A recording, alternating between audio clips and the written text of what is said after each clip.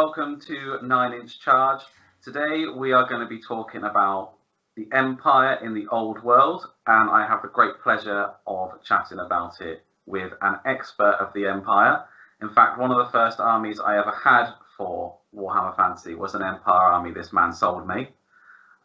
It is none other than Dan from the 2Ps podcast. Hello, mate. You all right? Very well, thank you. I love the Star Wars outfit. You put me in mind. Have you watched the Big Bang Theory? Hang on. Don't trigger me, because you just said Star Wars. I know. This is very clearly. I know. I'm just you know, seeing if you're listening. Warhammer is my safe space, and I do not need anything about getting into Star Trek versus Star Wars. I know you're painting Star Wars at the moment. But I love Star Trek, so it's fine. But what I was going to say is, have you watched the Big Bang Theory? Yeah, I have seen. You know Sheldon Cooper's friends with flags? Yeah. Yeah, you got that going on. This is how we should run this episode. It should be like, and now this is Marienburg. I should have got the flags. We needed flags. All right. Well, thanks for having me on, dude. Famously off topic before we've even begun. Dan is here. Why don't you just let us know a little bit about your passion for the old world, and in particular the Empire, and what got you started in the hobby, and specifically what got you interested in the Empire all those years ago. Yeah, sure. So passion for the old, as you know, I flipping love the old world. I think it's really rich. There's loads of cool stuff going on. I think what I quite like about the old world is it's very grounded in sort of reality, with then like random madness. So like you could be walking down a Tudor street, turn the corner, and there's a bloke like with fire burning out of his hair and an orc running in behind him and stuff like that. I like that. I like that a lot. So my love affair with the Empire probably was, I think it was 6th edition fantasy. So when I started in the hobby, I came in through 40k, just as 3rd edition came out, and just played 40k a lot for a while. And then one Christmas, I got the 6th edition box set for Warhammer Fantasy, and that had Empire in it and orcs in it. And up until then, I'd been doing a few dwarves, as you remember, here and there. But I never really got the dwarves up to a full army. I just sort of had like a cannon and a stone thrower and a runesmith, 10 hammerers and a few warriors, and just sat in the corner and just shot stuff. Yeah, I can remember every time I played you, somehow there was a hill in that corner. Yeah, always. And then obviously wanting to move away from a shooting force, I went with Empire. Well, thank you for sharing that, Dan. I think, I really agree with you, and it's something that a lot of people I've been talking about, have been saying, is what they're really excited about this game in particular. Is, like you said, is the character of the old world. There's a little something special about the world that it was set in that has been, I guess, transformed in Age of Sigmar, where we've got god beasts and massive, amazing sort of fantasy creatures, but maybe we've lost a little bit of, like you said, the man walking down the Tudor street and that kind of sort of almost quaintness about it. Cool. All right. So in the latest article that they released about the old world on the Warhammer community website, they showed Bretonia, and they mentioned specifically a character, Luan Orcslayer. And looking at the timeline, we know when Luan Orcslayer became king. It was in the beginning of the 2200s. So that gives us our setting for what is going on. It's interesting that, because I told you that I would interrupt. Sorry, but I think they actually gave a great sort of indicator the time before when they did the map. And they had the shields on the map. That was quite clearly the different things from the time of the 3 emperors. So I think you could kind of say we've known for a little while where it's going to be set. Yeah, I suppose they've kind of honed in. But they've honed it in by giving it a timeline. Isn't it quite exciting that they're doing it that way? And like, if you love your Warhammer fantasy, like, it's all these little like tidbits of stuff. Well, I suppose that's why we're doing these videos, because I think, you know, there are clues and hints, but nothing is really quite fleshed out yet. But having the experience, you know, your experience that we can draw on, you know, we can kind of begin to decipher what might be going on. Yeah. You right there, chair malfunction? No, I was just moving you because I've got like, it's weird. I don't know why, but I've got you as a big screen, and then I've got you as a little screen next to you as a big screen, and I'm like, there's two of you, and it was just freaking me out a bit.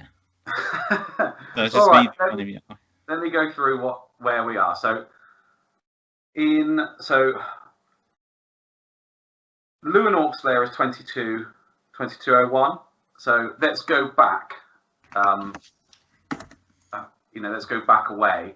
So since 1979 of the imperial calendar, there's been no emperor or empress governing the empire, and all of the individual kind of kingdoms and provinces are governing themselves at the moment. I think we were talking before. We were saying it's almost like what did we say? It was like Game of Thrones in a way, where you've got Altdorf that kind of should be the capital, might be kind of like your King's Landing, and then all the other provinces kind of fighting against each other.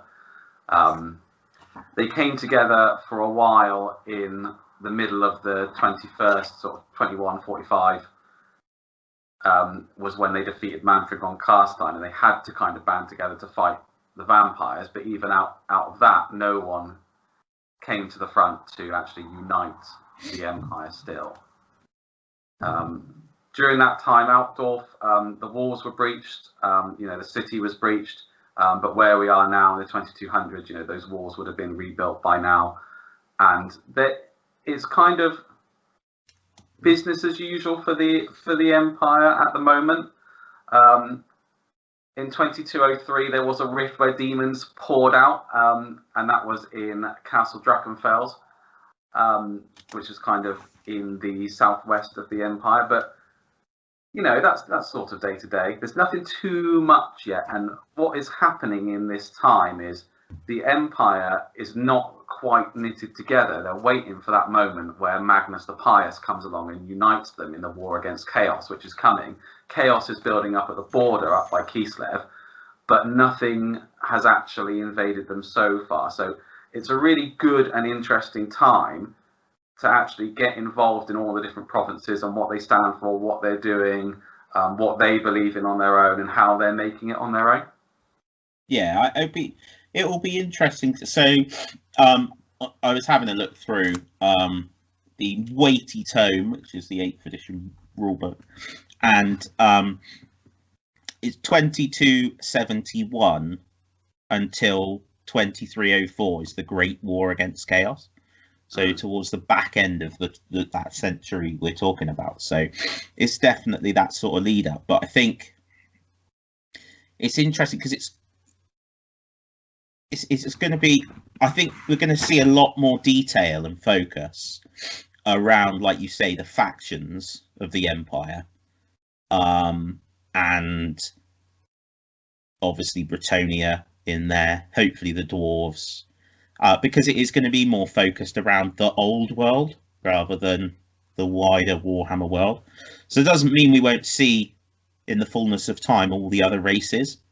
But I think it's worth bearing in mind that when you look at, for example, Horus Heresy for 40k, from the 40k perspective, right from the beginning, they've been very specific about what forces they're going to show you. So you get the Space Marines and you get the Mechanicum and all the rest of it, but you don't get the peripheral stuff like the Xenos, so the aliens and the Orcs and stuff. So we know the Orcs were in the World's Edge Mountains, and we know that the Dwarves were, but I think it'll be interesting to see whether things like the Dark Elves or the Lizard Men, for example, who are on the periphery, whether we see anything for those guys. Yeah, I think from what we've seen so far, it doesn't look like we will see any Lizard Men yet, but it doesn't mean that we won't in the future. One of the things that they have the option to do now, which they didn't do in Warhammer Fantasy Battles until the end time, is push the narrative and begin to expand the world. You know, they've put themselves in a position where things are about to kick off, and they've got a really good opportunity to sort of sow those seeds and lay down the lore, and then if they want to, push the narrative on.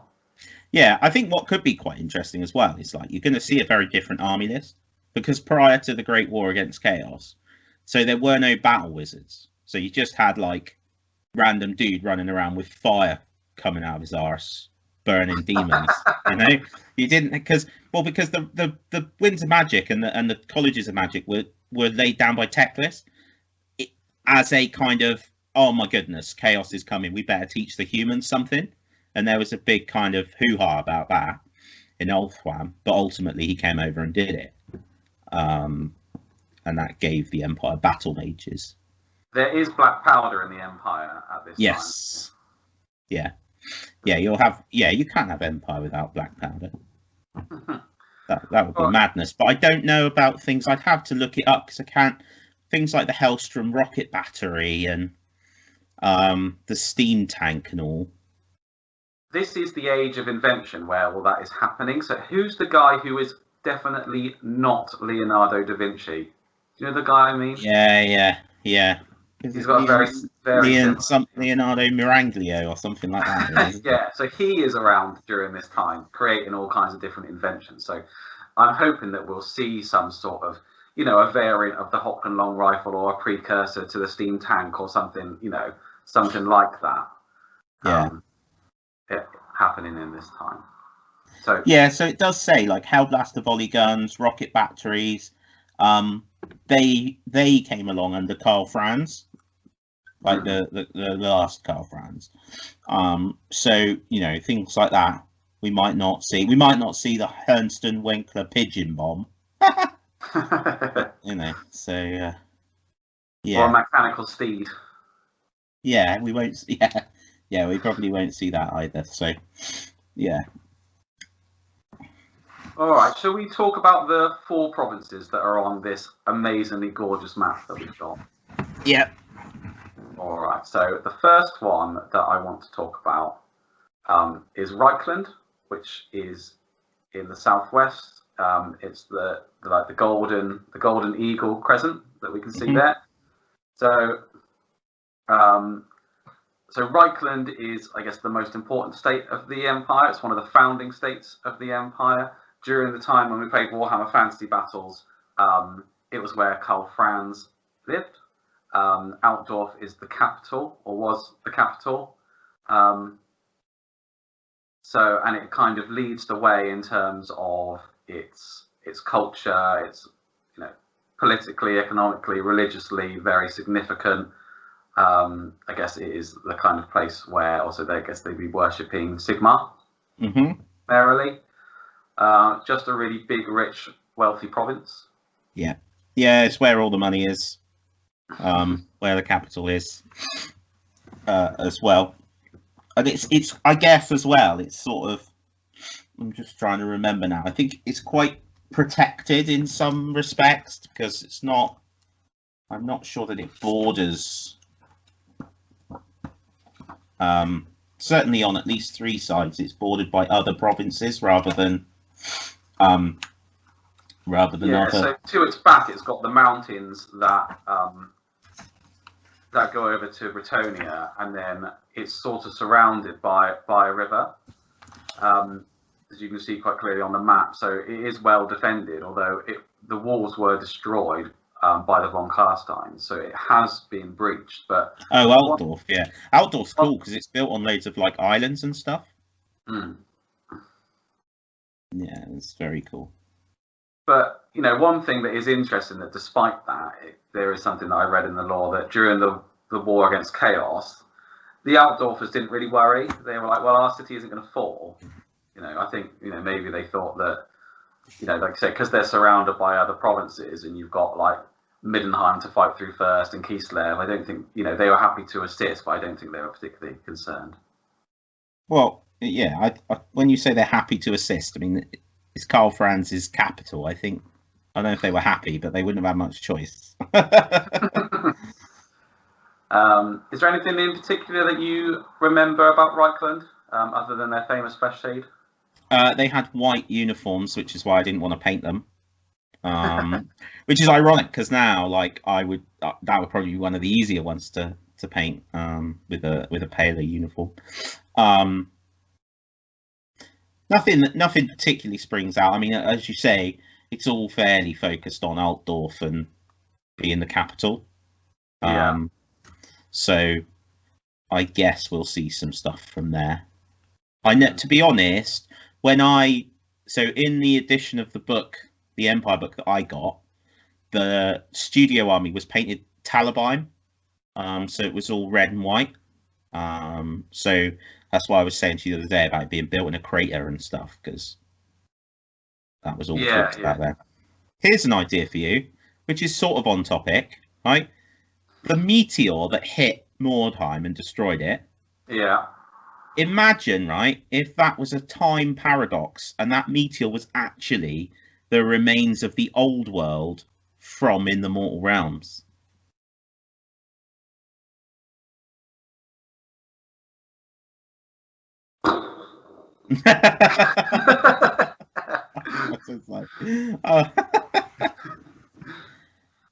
I don't know where I got that from, but I was just thinking of it the other day.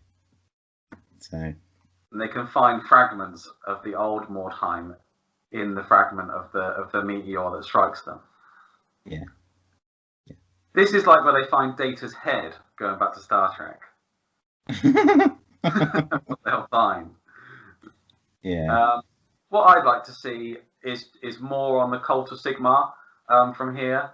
Just see kind of where it all began, what worshipping Sigmar looked like for people during this time. Something interesting that we can see kind of in the lead up to Age of Sigmar.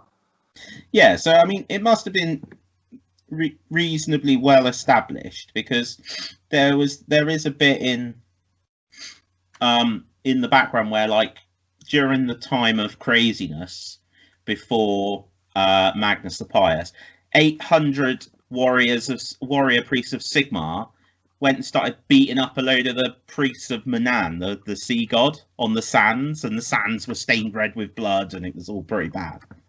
So there were probably 800 less by the end, but it was certainly a bit of a rough and tumble going on. The next area on the map, on the coast there, is Marienburg. Yeah, good old Marienburg. So it's got a bit of an update for its heraldry. Normally it is like one mermaid and one tail, but they've gone a little nod, I think, to Age of Sigmar. We now have a twin-tailed mermaid.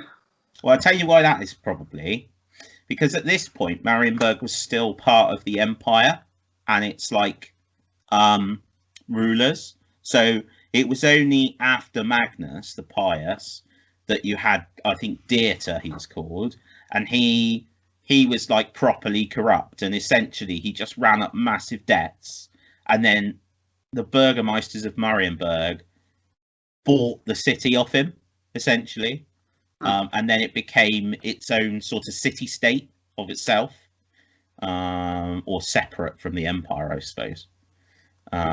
So yeah, he essentially probably bought too many toy soldiers and then had to sell a city to fund this obsession. So yeah.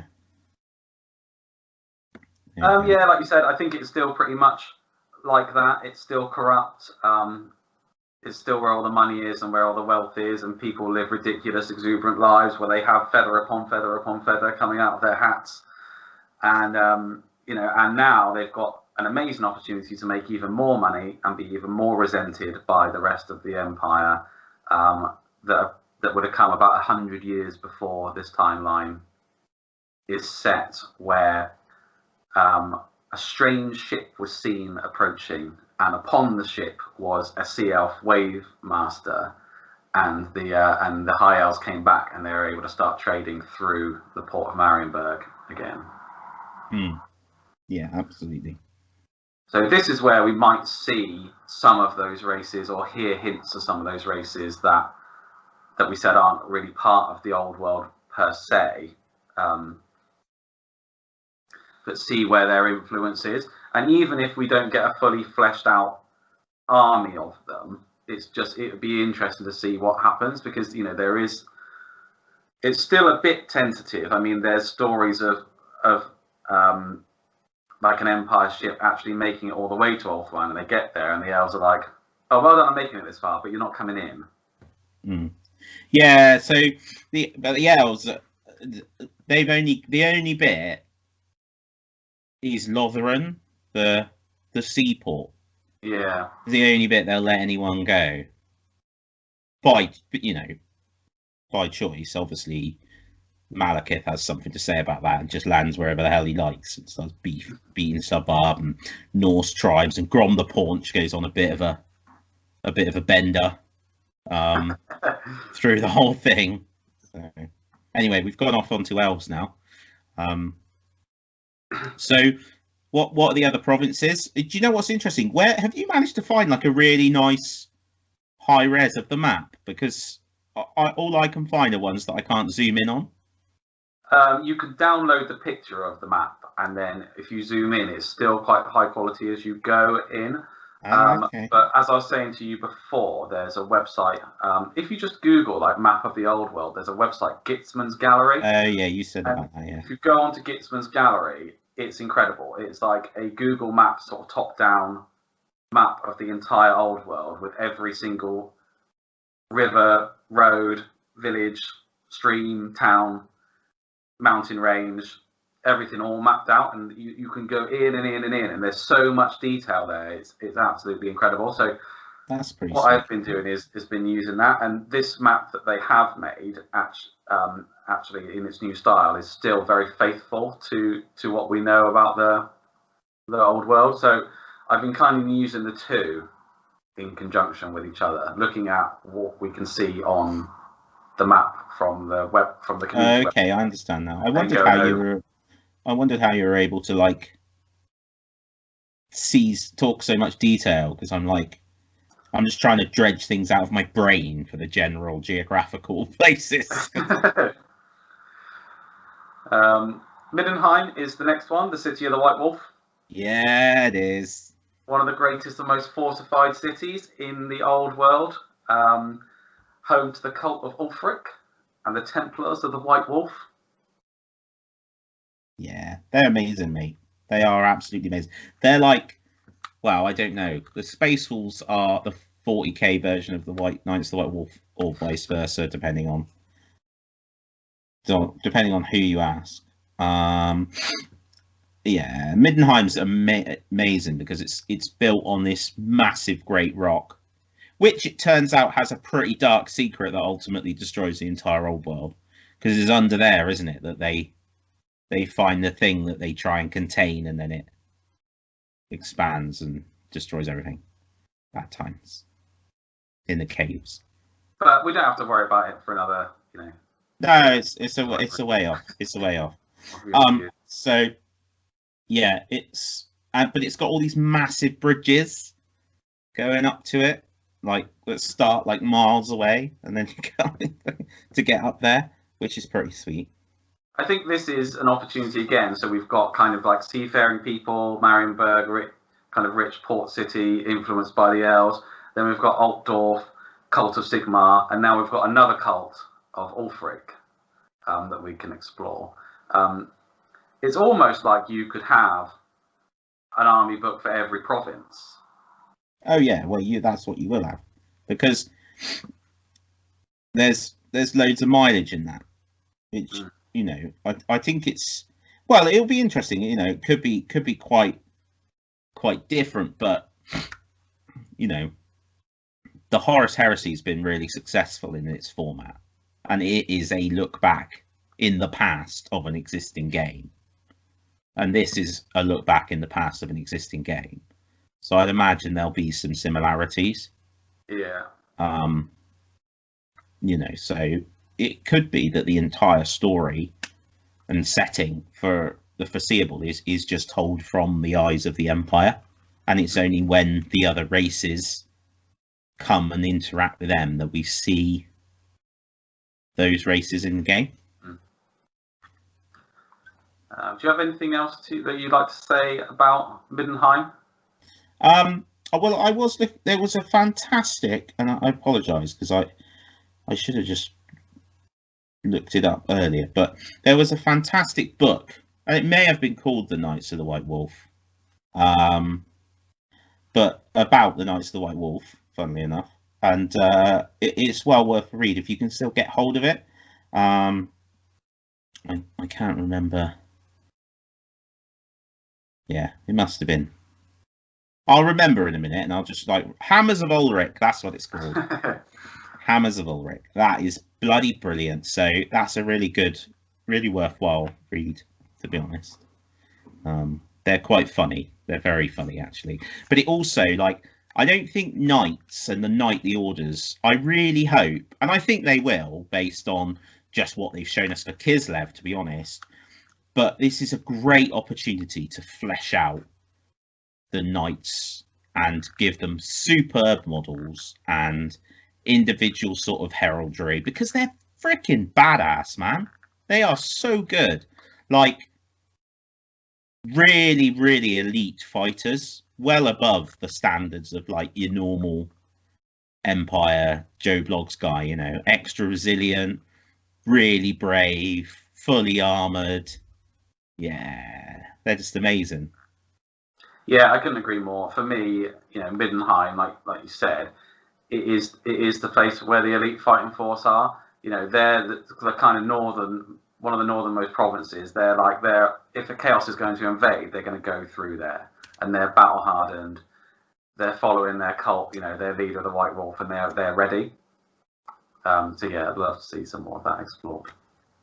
Yeah, that'd be sweet. But I think also other knightly orders as well, not just the ones up there, but Knights of the Blazing Sun, Knights Panther, Knights of the White Wolf, obviously, the Reichsguard. These. Oh, so exciting! Oh, what if they do Reichsguard on foot again? They were never in the more recent versions of the game, but they used to. Oh, mate. Oh, it's going to be so good, isn't it? And you know what? The daft part about it is, what's going to happen, because it's Forge World. It's going to be right. Here's a model that you probably bought 20 years ago for a third of the price, but we've made it more badass, and we would like more money, please. Okay. Here's my money. It's going to be so good. And like I said, what I love is that there is room for both games. There really is. And I hope then that the rules, I don't, I love Warmaster, and I'm painting an army for that right now. But I'm not even, it would be cool if it was a different scale, but then you have to do all different scenery and stuff for that. I'm not even bothered if it isn't a different scale, but if just want the models to be up to today's sort of modern standards and the rules to be different. I don't want Age of Sigmar in the Warhammer world. I don't think it would work particularly. I mean, maybe it would work, but it would just be a shame, because what would be the point? I was talking to Tom about this, and there are things from Age of Sigmar that we said we wanted to see brought in. Especially around movement. We were talking about having your block of infantry and then wielding 1 inch, 2 inch, and then reverse a quarter of an inch, but it costs you a full inch. Yeah, well, none of that is modern anyway, is it? No game system works like that anymore. Things like that we don't want to see, but we do want to see, elements of the game that we remember, but perhaps a bit more streamlined. Yeah, I think so. War of the Ring rule set. That's what they need. Beautiful, nice and simple flows. The last one is Talabheim. Yeah, I don't know why I said that. Never had them. Bloody crazy. They are in the middle of the Great Forest. They worship Tal, who is a sort of naturey sort of god. Not quite as good as Orion, but nearly. And like you said, it's set inside, the city itself is set inside a giant crater where a meteor struck, and kind of the walls of the crater are like the walls of the province of the city that it's in. I think they call it like the eye of the forest. Yeah. And inside that crater is loads of fertile farmland. So if it ever gets in a siege, you can't starve them out because they're going to just keep farming and keep working inside that town to feed themselves. They're very self-sufficient. And there's lots of cool stuff about the worship of Tal going on there. And like we said before, they've got their own individual kind of chapter of knights. So they have the Knights of Tal's Fury, which are a knightly order that ride demigryphs. And every prospective knight travels into the Forest of the Empire to capture a demigryph before joining, but not all return. So the entrance to the city, I remember this from the book, there's only one entrance, and it's a tunnel through the wall, essentially, of the crater. So and there's like a fortified gate at each end, so it's like super defended. But it's always in a state of martial law because they have like a massive military presence. Yeah, and to maintain that, the taxes are really high, and the people actually are quite poor in the province. Yeah. But then they pay the price of being super, super well defended. Yeah. It's been around in the background for a long time as well. A long time. There's loads of stuff. It's amazing. I mean, this is one of the great things, I suppose, of about the old world is there is flipping masses of background written about it all. What was strange, really, is that when we were playing Warhammer Fantasy, you have all this rich background, and you've got the War of the Beard and all these things that were going on in the past that was never really explored, and the game itself was just kind of set. Everything was the same, and they didn't go forward very much. Yeah, funny how it ended up petering out and not selling very much. But now, they put themselves slap bang in the middle of two massive events, and they can work their way up. There's loads of stuff they can explore. So I think that's everything that we know so far. Is there anything that is on your wish list that you would like to see that we haven't seen yet? We ought to sort of talk about Kislev because, like, I know they're not the Empire, but they ally with the Empire a lot. And they were always allies. So you've seen the Bear Riders. Do you remember? I'm gonna do a separate video on Kislev. Oh, are you? An episode, yeah. Oh well, I shall look forward to watching that. And thinking I would have said this instead. Yeah, I'd have probably just said some nonsense that would have made people stop about listening. The old world coming back and smashing into the old world. Into Mordheim. Yeah, absolutely. Things I would like to see. Well, I think really I've already said about the knights. The knights is the thing for me, the knightly orders. What I'd love to see, and I won't get it. I know I won't get it because I know in the modern day you've got to put bells, whistles, frills, and the rest of it on the models. But I loved the previous incarnation of the state troops, where it was just like the big puffy Landsknecht style coats. But none of this gumph going on with no shoes and pouches and little reliquies and all of that stuff. Because, yes, I grant you, it makes for lovely models, but it does not make for getting a force painted and on the table. So, yeah, it would be nice to see kind of all the toenails you've got to paint. Yeah, absolutely. It would be nice to see miniatures that were a little bit more thought out for that. I'm sure that won't be the case. It's Forge World, so everything will be spectacular, I'm sure. But they just need to make the core troops accessible from a painting point of view. I think if they're going to go for big games, big model counts, you've got to make them accessible. But no, I think the key thing for me is the knights. Be wonderful to see Bretonia back, and at some point the dwarves. I mean, I love the dwarves. I flipping love the dwarves, and they've got to be in it because they're all in the mountains, aren't they? Yeah. So I'm hoping the next part of the map when we come out again, maybe that's what we'll see. I'd be really pleased to see that. For me, what I want to see from the Empire is I want to see Nuln. Yeah. The reason being because this is where Magnus the Pious is from. Yeah. I'd like to take that from, you know, I guess we're 50 to 100 years before, and kind of work our way up and see his rise. Yeah. To the War of Chaos. Maybe I don't know if we'll get all the way to the War of Chaos, but just see where that comes from and follow the narrative of bringing the Empire back under one emperor. Yeah, I like that idea. I would, I'd allow that. Absolutely. Let's just come and a quick look at